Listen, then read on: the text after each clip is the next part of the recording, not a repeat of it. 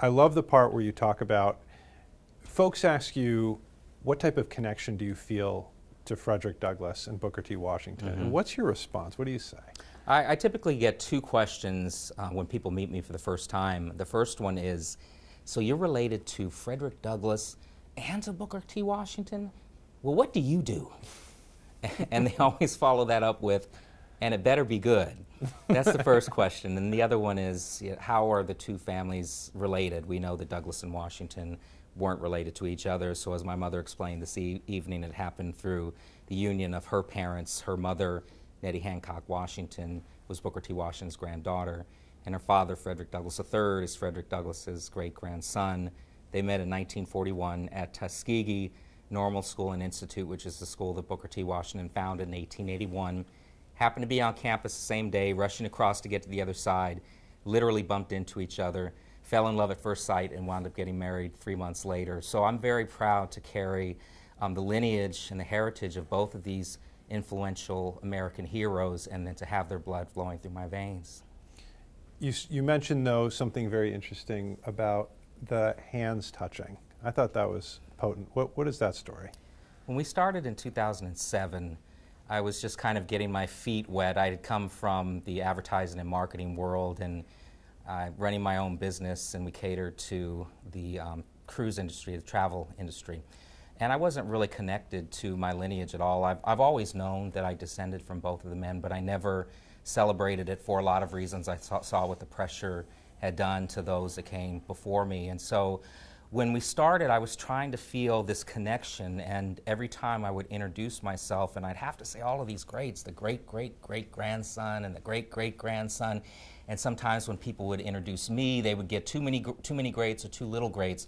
So I was trying to help students understand that we're not that far removed from the legacy of slavery and also both men. And it just hit me one day that in talking about my great-grandmother, who lived to be 103, she lived well into my 20s, and she met Frederick Douglass when she was about 8 years old. She didn't know that she was going to grow up and marry his grandson.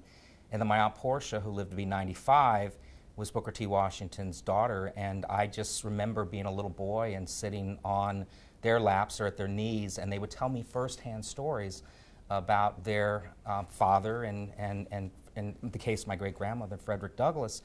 And all of a sudden it just hit me that my great-grandmother touched Frederick Douglass's hands and hugged him and loved on him, and my Aunt Portia did the same with her father. So hands that touched the great Frederick Douglass and hands that touched the great Booker T. Washington also touched mine. So even with all those greats, I'm just one person away from them. You were in marketing, successful, leading your own life, and then 2007 something happened. What was that? Well, it was in 2005 that I read a National Geographic magazine cover story, and it was 21st Century Slaves. And I had spent most of my life, as I say, decisively disengaged from this lineage. And there were times that people would ask me when they would hear about my ancestry, which I didn't talk about very much, because a few times I told people of my relationship, nobody ever believed me. And I never thought that it was a point worth arguing. But I read this article, and it was about human trafficking. The headline was 21st Century Slavery. And as I read and absorbed the article, I found that slavery still existed everywhere around the world, including here in the U.S. and including Rochester, where we are this evening. And it just hit me that I really had been blessed with this lineage, and I had this platform that my ancestors had built through struggle and through sacrifice, and I was doing nothing with it. And I had this moment where I couldn't look my girls in the eyes one night when my wife and I were tucking them into bed. I couldn't look them in the eyes and just walk away and not do something about it. And it really was, this moment that everything just welled up inside of me, and I understood that the path that I had been on, whether it be my marketing and advertising career or my first career, which was as a singer and entertainer on stage and being in front of audiences, which I have to do that for the work now. And so I was on this path. It took me probably longer than most to get to this, but I think because I found this mission on my own, it's more meaningful than it would have been had it been forced on me. And I've got to think it helps you survive what you were talking about before about some of your predecessors who perhaps were overwhelmed by the legend, the man before them. There was definitely a weight of expectation that I carried around, and my parents, my grandparents, great-grandmothers were really conscious to make sure that they didn't force anything on me. And because it wasn't forced on me, I did take it for granted. There was never a moment when somebody said, you know, you need to sit down, we have something really important that we need to tell you. But at 5 or 6 years old, I started to notice that my ancestors were on money. They were on postage stamps. As I'm looking around, and schools are named for them, bridges, libraries. Everywhere I turned, I could feel that I was in this long, vast shadow of these great, iconic figures in American history. And so when I read that National Geographic magazine article, it just was that moment in time where everything just clicked, and the life that I had been leading changed. So you can call it fate, you can call it fortune, perhaps it was DNA, but that's what I feel like I was meant to pursue. That I found a purpose in my life. If Frederick Douglass were to be transported to this time right here, and he could see your work, and not just your work, but society's work up to this point, how do you think he'd react? That's a difficult question. It seems like it would be an easy question when we consider the political climate that we're in right now, the divisiveness, and just the rhetoric from so-called leaders and the racism that runs systemically in our country. It seems like that would be an easy answer, and I don't think we really know what Frederick Douglass would think, but I will say, because his blood flows through my veins, I will take some liberty and attempt to answer the question. He would no doubt be pleased that there has been progress, but he would recognize that there is a lot of work that still needs to be done. And there's a story that I love near the end of his life. He spent the last 17 years of his life in a home called Cedar Hill. It's now the Frederick Douglass National Historic Site.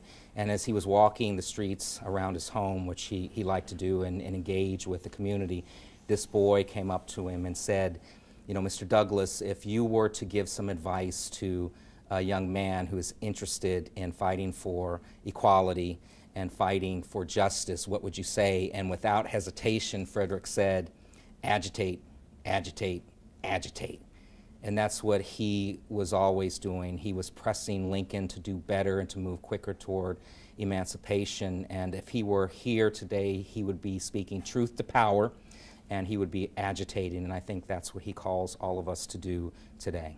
When it comes time for you to pass the baton to the next generation, what do you hope to have seen in your own work through this organization, through FDFI? Yeah, it's something that I haven't even thought about. And that's another question people ask me about Frederick and Booker Washington. Do you think when they were doing the work, they were really thinking about their future legacies, or were they just in the middle of doing the work and making sure that progress was being made? And I honestly have not even thought about that. I think that we're busy doing the work right now. We still have so much work to do, and I hope I'll be around a little bit longer where I can start to contemplate that question. But you've given me something to think about, that's for sure. I don't mean to scare you. Yeah, now all of a sudden I'm feeling that weight of expectation again. I thought I'd gotten rid of that. Yeah, you're in Rochester. Yeah. Speaking of Rochester, the connections here are palpable when it comes to Frederick Douglass. The foundation will be moving here.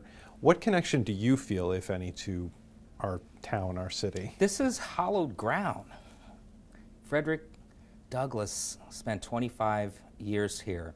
He and my great-great-great-grandmother, Anna Murray Douglass, raised their 5 children here. He published the North Star newspaper in Rochester, which was the leading abolitionist voice. And I think most importantly, he chose to be buried here in Mount Hope Cemetery. We do an Underground Railroad study tour with educators, and this next summer will be 22 years since we've been doing it. And this past summer, we brought over 200 teachers, parents, administrators, superintendents of schools on this trip, and we always end at Frederick Douglass's gravesite.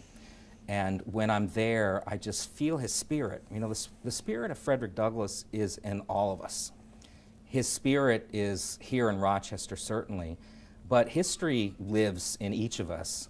And we all descend from somebody that made a difference. And when we talk to young people who a lot of times don't feel like they have hope or there's no connection to their past, they don't know where they come from.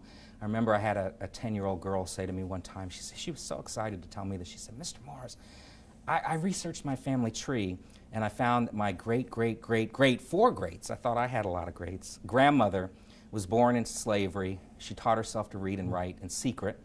She escaped. She became a successful businesswoman and a philanthropist." And so the young girl was bouncing up and down. She said, "So do you know what all of this means?" And before I had a chance to answer, she said, "Man, it means I have greatness flowing through my veins, just like you do." And we all have greatness flowing through our veins, and history lives in each of us, but the future depends on how we carry that forth. My last question is a bit tangential, so I apologize. I usually like to end on some grand question, but I'm not going to this time. Do you get frustrated at all when there is talk about the relationship between Frederick Douglass and Anne Marie Douglass and the questions and the stuff that doesn't concern the actual movement itself? Frederick Douglass belongs to the world. And so there are things that we cherish in our family and oral history that has been passed down that we do keep to ourselves. And it's sometimes hard to hear historians, people talk about the relationship that Frederick and Anna might or might not have had. But I will say this, and I'm an optimist, that they were married for 44 years. And when she passed away, Frederick Douglass went into a year-long depression. And if you think about the times in which they lived, the pressure that he would have been under as a public figure, but also trying to dismantle this legal institution of slavery and being on the road constantly. Anna's at home raising their 5 children. She's helping to ferry freedom seekers who are escaping slavery in the South that are trying to make it to Canada after the Fugitive Slave Law was enacted in 1850. That meant those fugitive slaves had to go to Canada to find freedom, and she's a conductor on the Underground Railroad. So imagine, I've been married for 34 years, and there are ups and downs in every marriage, and imagine over 44 years and what they would have gone through. So I know that they loved each other. There's nothing that has been written that says that they didn't, and so that's what I choose to focus on. Yeah.